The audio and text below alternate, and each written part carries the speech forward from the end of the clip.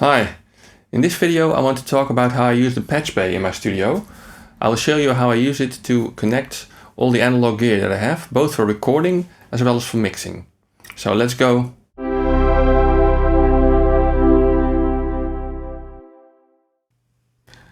Okay, so first of all, you may ask yourself, so why do you still need a Patchbay at all in a simple home studio? Don't you do everything with plugins?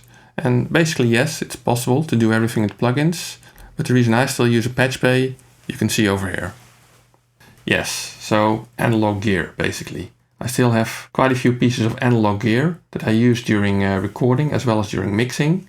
So let me quickly run through what's in this rack, which is situated behind me here actually. At the very top, the little red box is the red DI, which is a tube DI. Below that is a Pacifica, which is a stereo preamp. Below that is the Portico compressor, which is a stereo compressor. Below that is an equalizer, the Hammer, also stereo. Below that is a Pultec style equalizer from Warm Audio, that's a mono device. And the black device on the bottom at the right is an 1176 style compressor, also by Warm Audio. At the top left is a simple Lexicon reverb unit that I use mostly for comfort reverb during recording. I don't actually use it during mixing. And below that is a 1073 style preamp, mono by Heritage Audio. Below that I have a small Mackie mixer, which I still use for monitoring during recording. Below that is my Patchbay. That's what we're going to talk about. Below that is my AD converter, which is by RME, and which has 8 input channels and 8 output channels. So all of this stuff I basically use during recording and mixing, and it has to be connected in a different way depending on how I use it. So instead of having to go behind the cabinet every time and pull cables, which is undoable basically, I let them all end up at a Patchbay, and then at the front of the Patchbay I can repatch the connections between those devices. Now there are lots of different types of Patchbays, and depending on the type of Patchbay, there's also other patch cables that you use. But in general, the principle of the Patchbays are similar. So I'm going to show it with the Patchbay type that I have, which you can see here on the picture.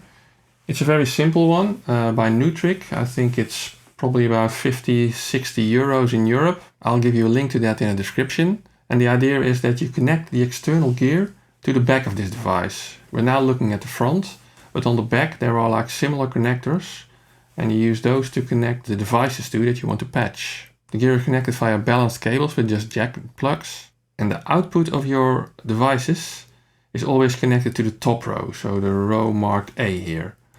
Those always contain the output of the devices. The input of your devices is connected to the B row, to the bottom row.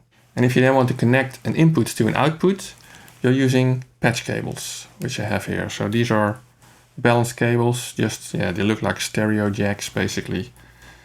Longer one, shorter one.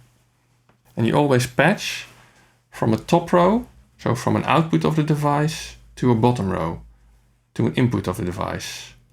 And if you stick to those principles, it's usually pretty easy to get a workable Patchbay setup.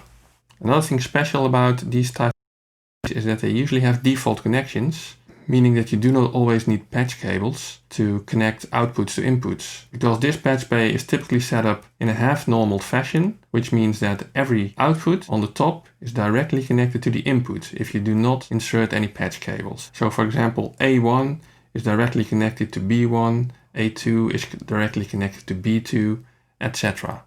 And the bottom and top row A and B are only disconnected when you insert a cable in the B row.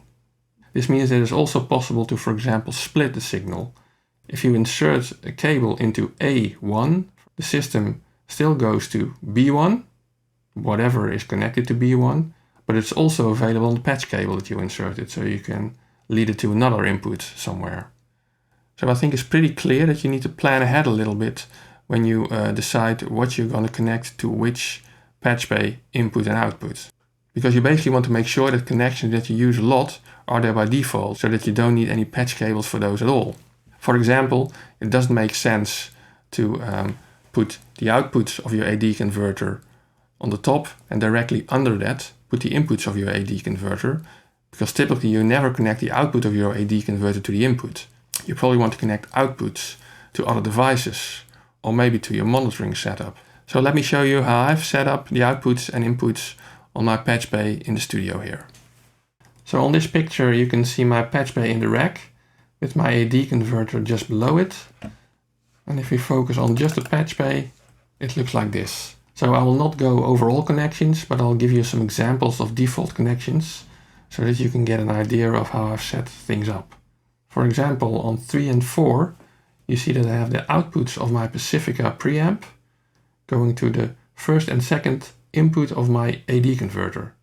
So basically, if I want to record directly from my preamp to the AD converter, I don't need to patch anything at all, because the Pacifica output on A3 is directly connected to the AD converter input on B3. And the same thing for A4 and B4. Another thing that I typically use for mixing is that I have my Portico compressor and my Hammer equalizer inserted as an external effect on Cubase. And I'll make a separate video on how I do that. That's also connected by default on my Patchbay.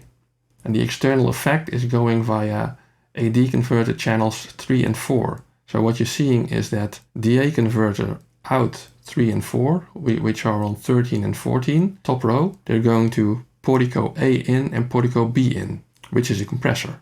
Now the output of the Portico A and B is on 19 and 20, and that's going to Hammer 1 in and Hammer 2 in, which is the equalizer. And the outputs of the equalizer, which are on 5 and 6, Hammer 1 out and Hammer 2 out, they're going to AD converter 3 in and AD converter 4 in. So basically I have two devices set up on an external effect in Cubase on channels 3 and 4 of the AD converter. No cables at all, working all the time. However, how about recording? Do I then need to patch anything? And the answer is yes. On the next picture, you see how I would patch something for recording a vocal. Now the mic is actually not going to the Patchbay, it's going directly to the input of the Pacifica preamp, because it's on an XLR and it's a powered connection. And the output of the preamp is Pacifica A out, which is on number 3, top row. What I typically want to use for recording vocals is I want to go into a compressor and an equalizer. So you see that I've patched that over here. Pacifica A out is going with the red arrow to Portico A in, which is the input of my compressor. Now the output of my compressor, which is on 19, Portico A out, is going to the equalizer in. And I don't need any cables for that, that's the green arrow, because these are connected by default. And then finally, to go from the equalizer to the AD converter input, I'm using the blue arrow, which I've drawn on this picture. It's going from Hammer 1 out to AD converter 1 in. And that basically means that I can now record a vocal through a compressor and through an equalizer into my AD converter. So those are some of the basics of how I use Patchbay in my home studio. So it's really not that hard, but you kind of have to get your head around how this works and make sure that your default connections are properly set up so that you only need patch cables when you deviate from your default setup. So thanks again for watching. I'll leave the Patchbay related links in the description. If you like this video, give it a thumbs up, subscribe, and ring the little bell icon so you know when the next video is posted. See you soon!